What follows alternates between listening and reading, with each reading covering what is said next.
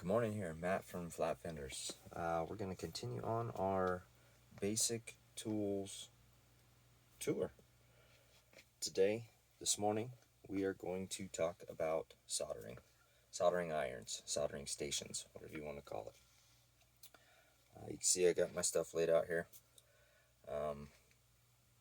I run a Track Power TK950.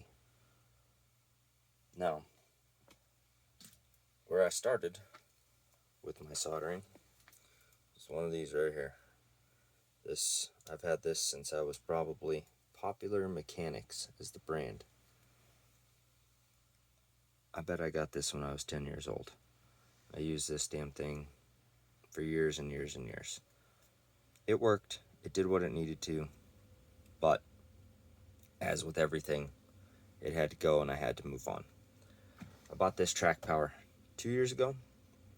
I really like this soldering station. When I bought it, it comes with the unit, the iron with a removable tip, and the base, and a sponge.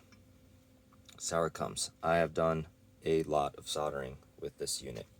I really like the soldering station. It works great for what I need.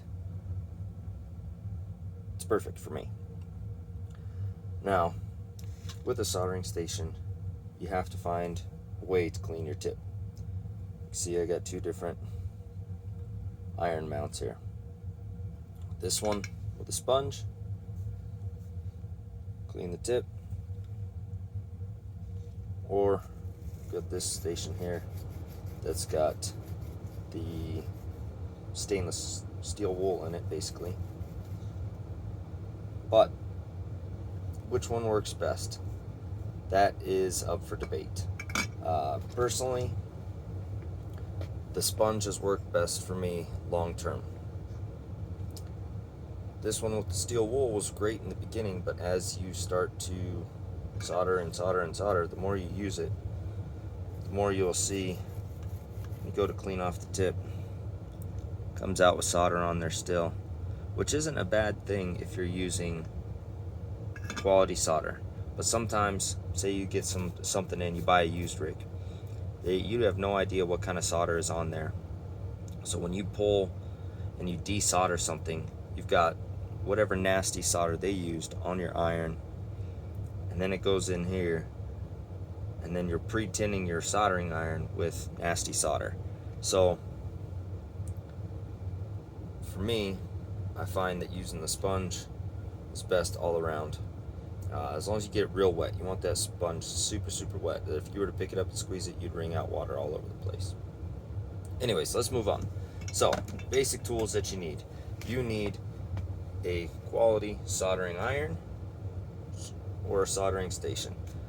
There are multiple brands out there. There are many different types. Get something that you can adjust the heat on it, whether you want a high heat or a low heat solder.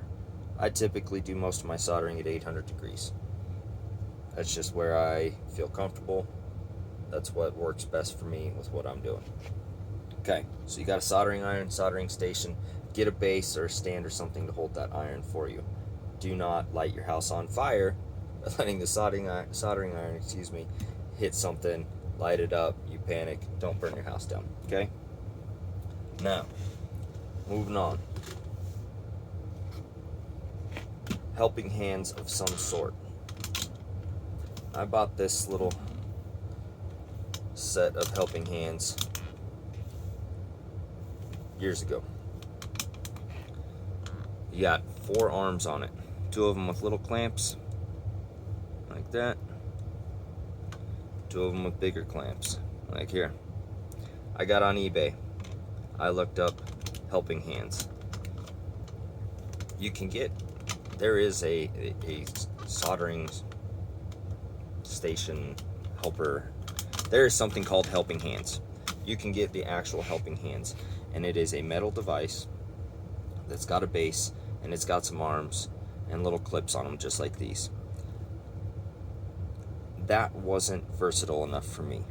Sometimes you want to get way up over the top of something and hold that wire there. These were just more mobile and versatile and flexible. I got this, like I said, off eBay. Find yourself a good set of helping hands. Find what works for you. Just because this is what works for me doesn't mean it doesn't work for you, or does work for you.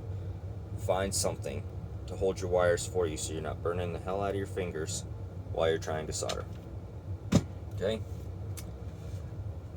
In order to solder, you need to find a quality wire and you need flux.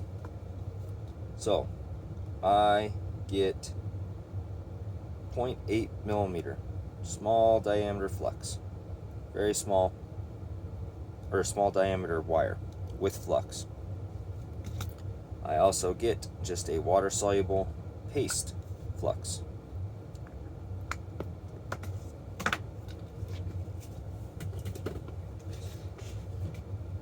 Wire strippers. Get a good set of wire strippers. Find some that actually cut well. It is not gonna help if you have cheap ass wire cutters that aren't gonna strip the wires. Cutters and strippers that aren't gonna strip the wires well. I used a lighter for many years. Now I got this little mini torch. Because when you're done soldering your wires, you're gonna heat shrink them. Right?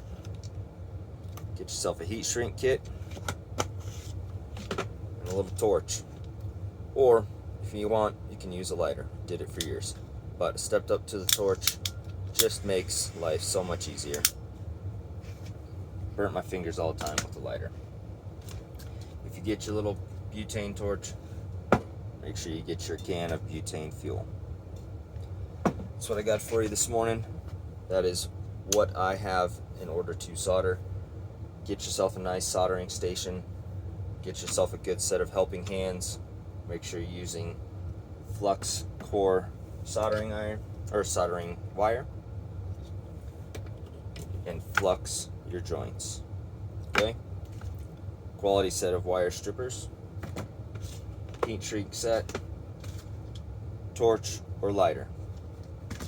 Thank you very much. You guys have a great day. Like and subscribe. Appreciate it.